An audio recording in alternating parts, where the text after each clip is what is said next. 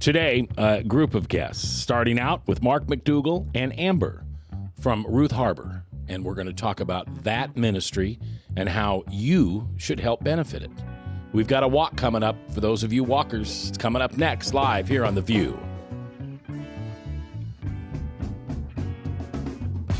Welcome to The View from a Pew, a conversation among Christians who are out to grow their faith by asking the simple questions, the tough questions, and the stuff you really wish your pastor would talk about. Come on now, let's reason together. It's your voice we want to hear. The phone lines are open, so join the conversation. Call 244-0077. That's 244-0077. Now, here's your host, J. Michael McCoy.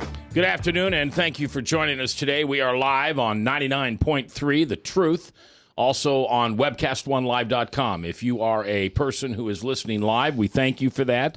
If you are someone who has chosen to listen to us on a podcast, we especially thank you, because when it comes to podcasts, you have a million choices. I mean, it's just unbelievable. You know, as an old radio guy, it's just incredible. In the old days, like in the 90s, when we'd say something, it was gone. And if you made a mistake, like Frank does every time he opens his mouth, we didn't have to worry, because if you were yawning or not paying attention to the radio, it went by and we got away with it. Darn.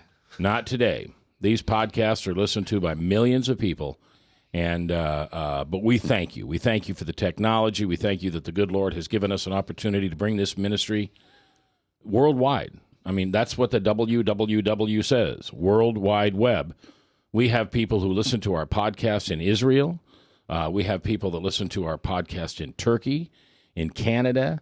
I have a wonderful young lady who was a student of mine at one time. She is now teaching English in Japan, and she listens to the podcast on the way to her schoolwork or to her schoolroom every morning, because they're on a different time zone than we are. So anyway, we thank you for listening. We got an exciting show today. It's going to come in two parts.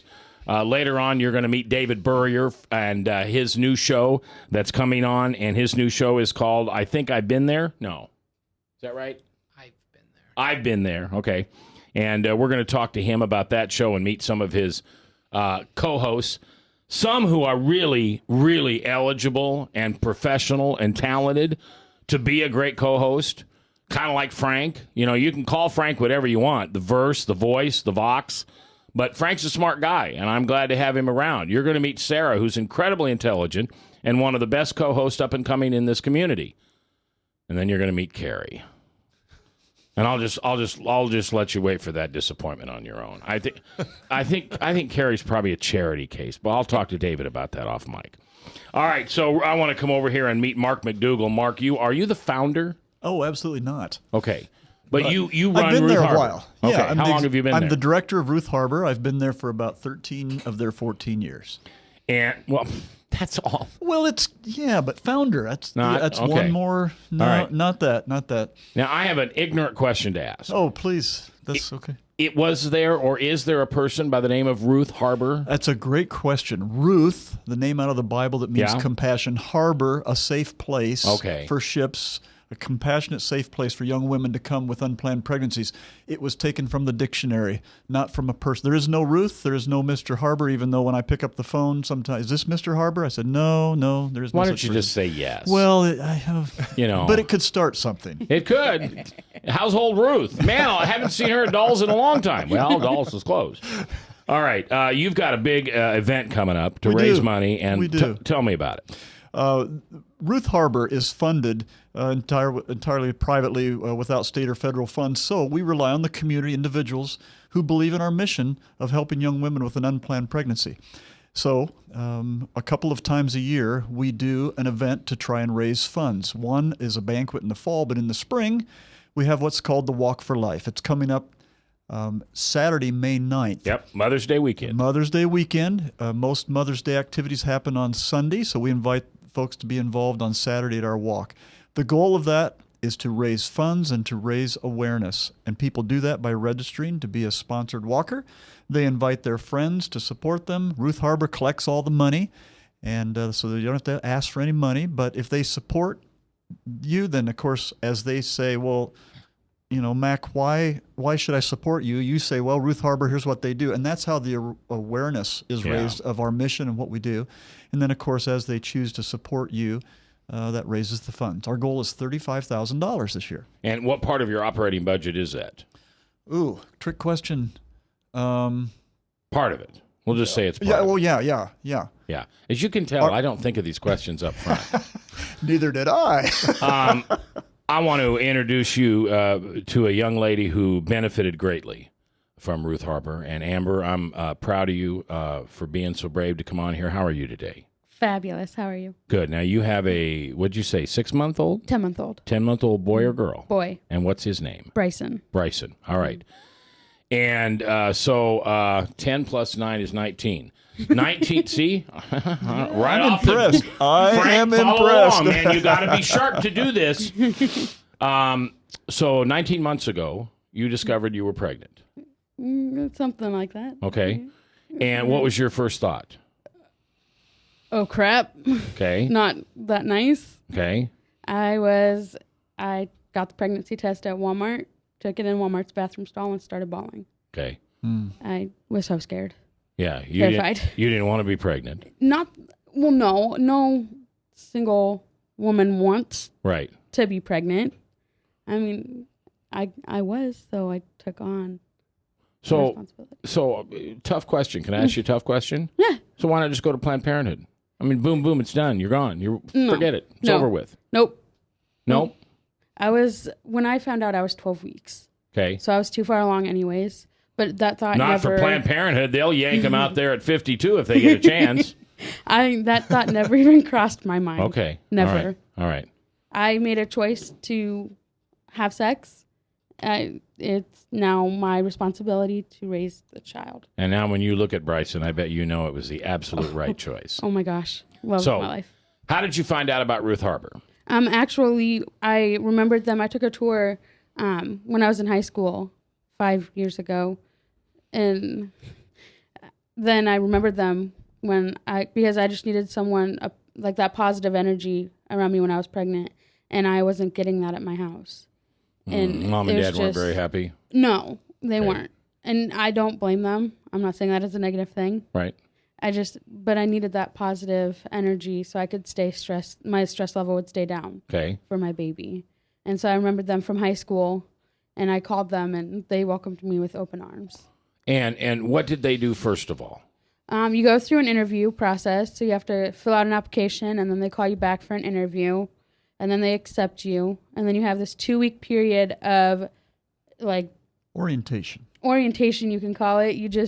You're away from the world.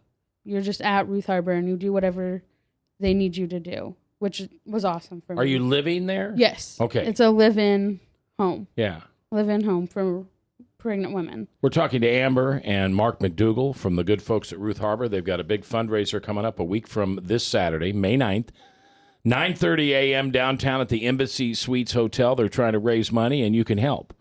You can help by sponsoring them. You can help by sending a check or a donation. You can go down and walk and get people to sponsor you. I can't think of a better reason. To walk. Frank, you got a question? Yeah, Amber, that sounds pretty intuitive of you to be so on the ball that you was thinking prenatally about your child's health.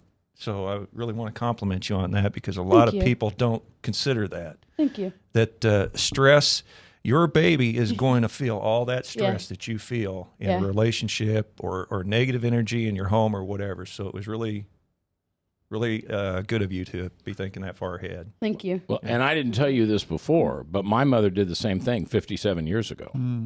Yeah. Only I went to a place called Child Savings in Omaha. When my biological grandmother found out that my biological mother was pregnant, she whisked her away from college. She had a relationship with a married professor. She was 18 years old and whisked her away, and she lived in a place like Ruth Harbor for the next 7 months until I was born. Now, she chose to put me up for adoption, where you chose to keep Bryson. Yep. And that's awesome. So tell me about your time at Ruth Harbor. What was some of the best things about it? Like I said, the stress level was down. Yeah. The house parents there are awesome. If you have any questions, they will, if they know the answer, they'll tell you. If they don't, they will go out of their way to find that answer and to help you. And then we have what you call Earn While You Learn videos. Earn While You Learn. Mm-hmm. Okay. And those are basically like videos that prepare you for like delivery and what life is going to be like if you choose to parent.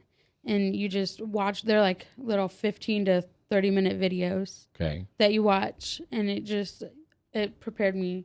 I thought I knew everything about delivery from my friends having kids. Yeah. And I knew. You didn't know anything about what they taught you. Now, you said if you choose to parent. So there are also women that come there who know they're going to give up that child for adoption. We don't like to say give up. We say place. Place. Okay. Place in a home. That makes sense. Mm-hmm. And you have young ladies that you were living with at the time that chose to place those babies in a home? Yes. Yep. Man, that's a tough choice. Yeah. Mm-hmm. But it's a far better choice than the alternative. Yeah. Yeah. Yeah, definitely. So did your family get more comfortable? That's bad English. Get comfortable more as the time went on, as they saw what a wonderful thing Ruth Harbor was for you? Definitely. Being at Ruth Harbor helped my relationship with my family all around. Okay. Because I was too hormonal. Yeah. So how do you want to help Ruth Harbor now? Any way I can. Okay. Any possible way I can. I can't even begin to thank Mark enough for what Ruth Harbor has honestly done for me. Yeah. Kind of saved your life and saved Bryce's life. And yeah, well, you're a good girl and Jesus loves you for doing what you've done. You know, you got your name placed in the book of life, and so did your sons. And had you made a different choice, all kind of lives would be different. Mm-hmm. I mean, you made you didn't make one choice. You made a choice for generations to come. I hope so. You know, when you're holding your grandson or granddaughter that comes from Bryce. Not forever. Well, hey, let me tell you something. It comes sooner than you think. Yeah. Comes sooner than you think. I'm sure my mom would say the same thing. Yeah. We refer to Amber and the other alumni of Ruth Harbor as our heroes because they are the ones making the tough decisions. Yeah. To choose to move through what they are doing, whether they're placing for adoption and choosing that way of parenting their child, or whether they're taking it on their own, many times with not a whole lot of resources. And Amber is a great example of the young women who say, I want to give back. I want to do something to help Ruth Harbor. But yet they don't have enough money to get things rolling on their own for apartments and cars and utilities. So an example of that is taking their time to come and share with the audience today, which Amber is doing, and which is a big help because people can't understand from Mark. You know, he's the director. Yeah, of course you do this stuff. But getting her story. Yeah, that's gold. You understand. Yeah. You understand why we do what we do, and that's why we love what we do. All right, now, you and I haven't talked about this. I'm famous for asking questions that I should have asked before, but I don't do that. So you've got young ladies at Ruth Harbor right now that are going to place their child. Well, you sometimes do. Absolutely. I can't say for sure, but yes. All right. So if there's a young couple out there listening, and they, for whatever reason, can't have... Great question. I'll go there real easy. Because Ruth Harbor makes an effort to be completely neutral space, when Amber considers coming to Ruth Harbor, we want her to know that it's neutral space, that we're not there to try and match up her child. Okay. We want that to be her decision. Therefore, we choose not to be an adoption agency. So we would not pair them up. However, we do get that question often, and we will quickly give them a list of the various agencies that we do pair our women up with or recommend to them so that their name can be there and could potentially be considered. It's Ruth Harbor. It's a place that if you've never taken a tour of, you should. If you've got teenage daughters or sons, especially if they've chosen to let the hormones kick in and become a little promiscuous, take them there and let them talk to some of the mothers and soon-to-be fathers that are there. And it's also worth your time to take a walk with them on May 9th.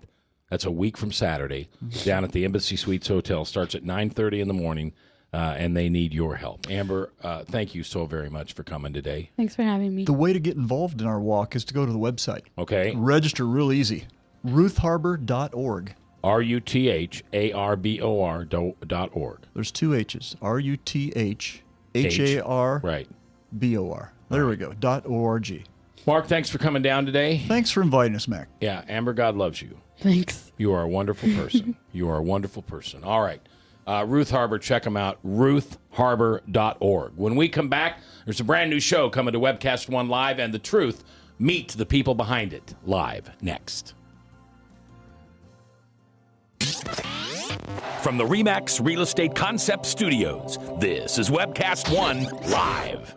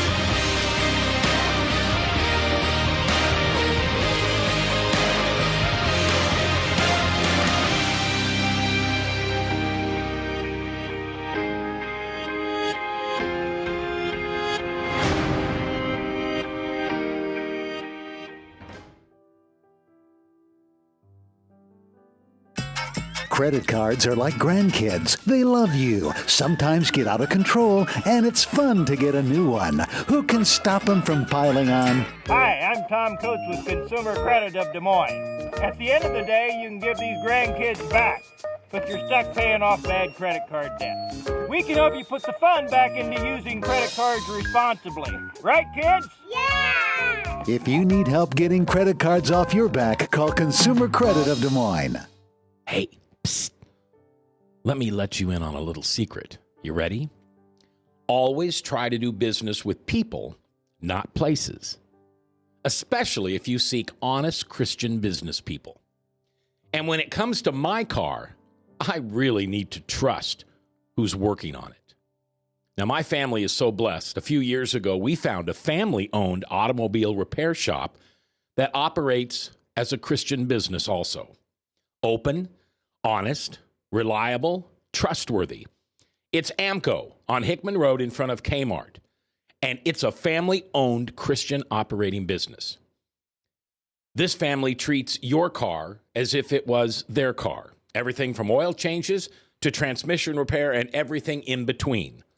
So the next time you feel the need to be at peace with your choice of who you can trust with your car, give AMCO on Hickman a chance to serve you. And tell them Max sent you.